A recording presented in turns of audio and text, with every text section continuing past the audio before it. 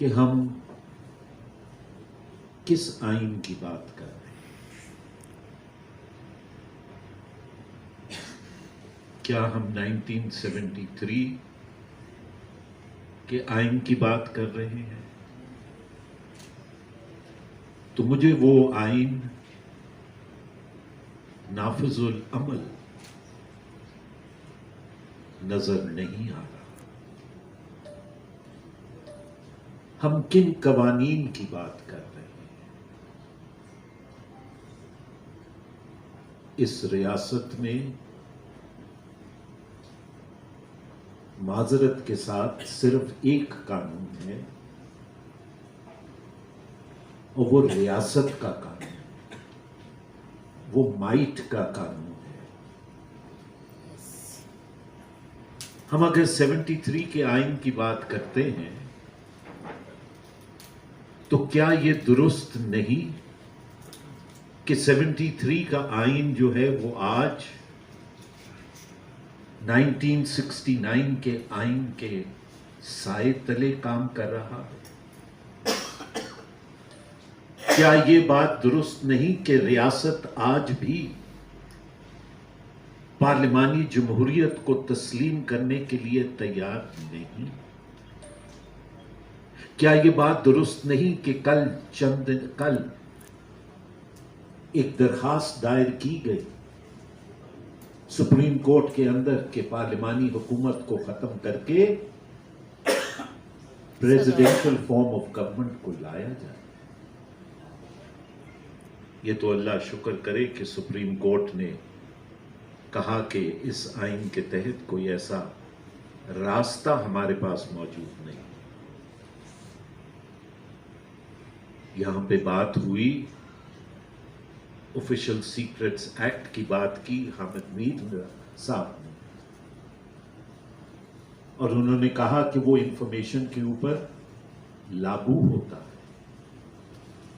لیکن حامد میر صاحب، میں آپ کی بات سے تھوڑا سا اختلاف کروں گا۔ میں یہ سمجھتا ہوں کہ آج 73 کا آئین اس ملک پہ حکمرانی نہیں کر رہا۔ آج آفیشل سیکرٹس ایکٹ جو ہے وہ اس ملک کا بیسک آئین ہے۔ اور جب میں یہ بات کہتا ہوں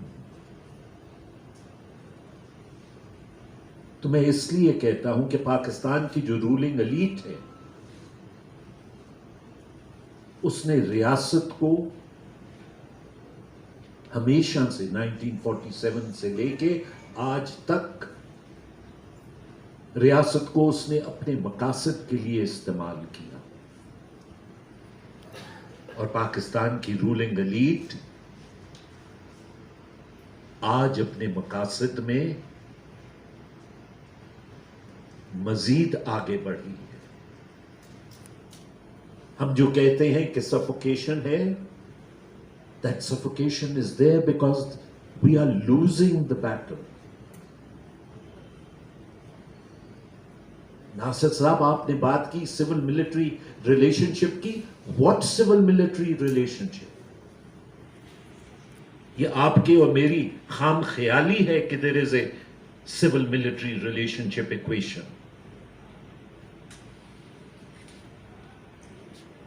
The civil has been relegated to nil. آج سول سوسائٹی نے اور سول انسٹیٹیوشنز نے جو سپیس سیڈ کی ہے اس کی شاید مثال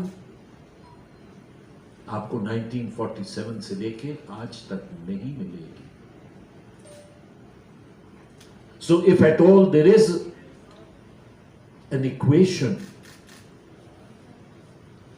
then that equation is tilted very heavily, and heavily is underlined and put in inverted commas in favor of the military. جناب، جو آپ سفوکیشن کی بات کر رہے ہیں، جو آپ بات کر رہے ہیں کہ جی انفارمیشن نہیں مل رہی، تو انفارمیشن آپ کو کیوں ملے گی؟ آپ پکچر کو تھوڑا وائڈر سکین پہ دیکھیں، وائڈر کینوس پہ دیکھیں. آج جو ہم وٹنس کر رہے ہیں،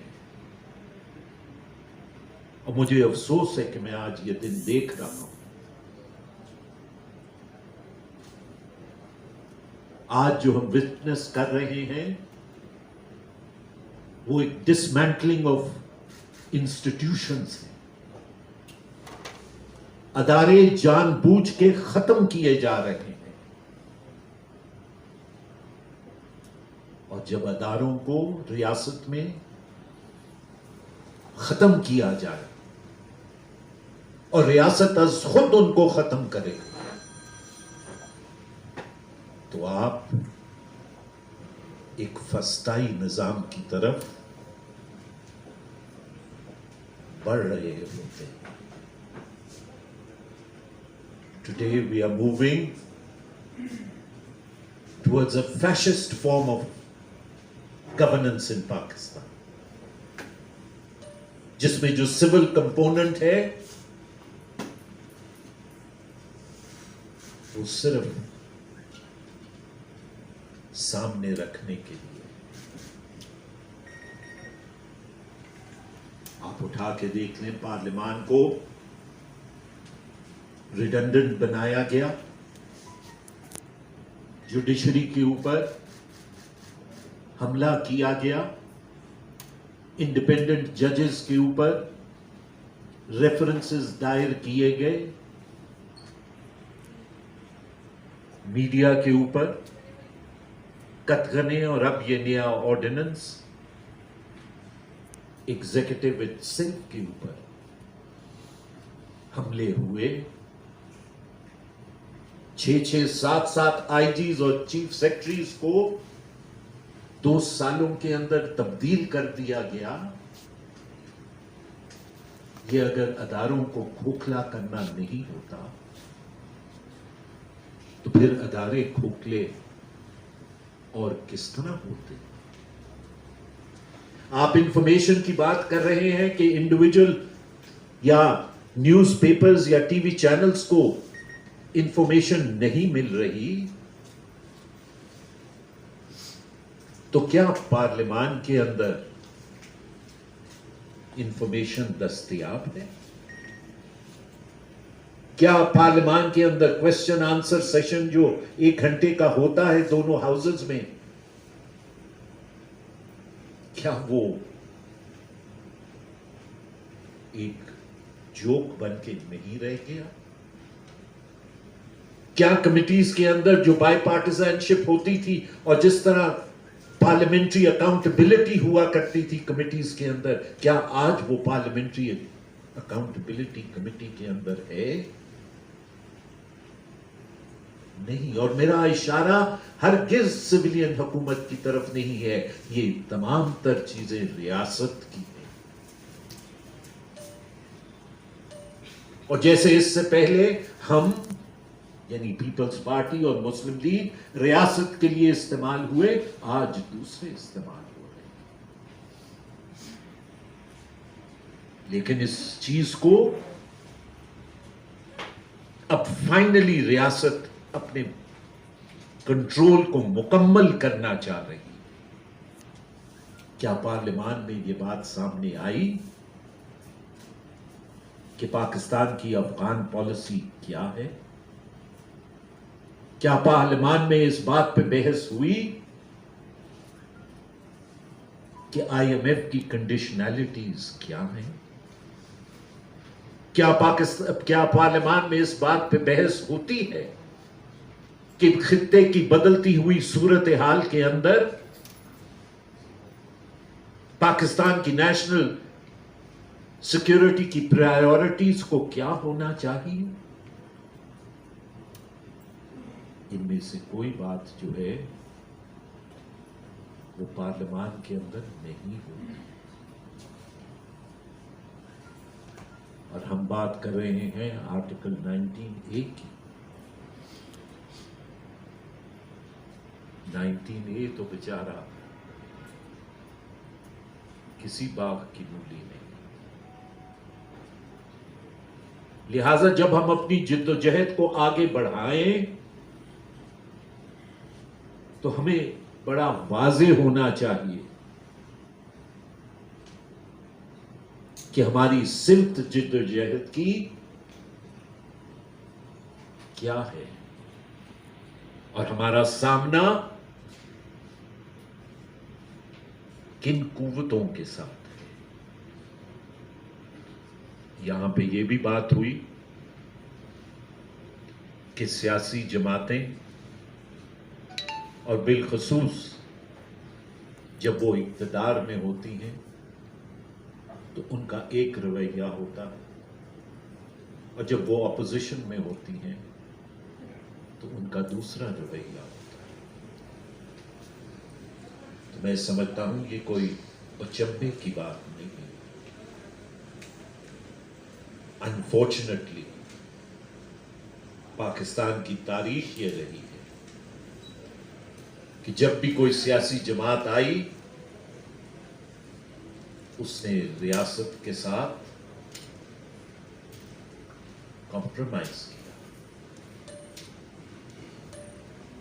وہ ریاست کی قیدی بن کے حکومت میں رہی اور قیدیوں کی لمیٹڈ فریڈم ہوتی اور اس لمیٹڈ فریڈم میں انہوں نے کام کیا. میں نے آپ سے ابتدا میں کہا تھا کہ میں مختصر کروں گا اور آخر میں صرف اتنی بات کہتا ہوں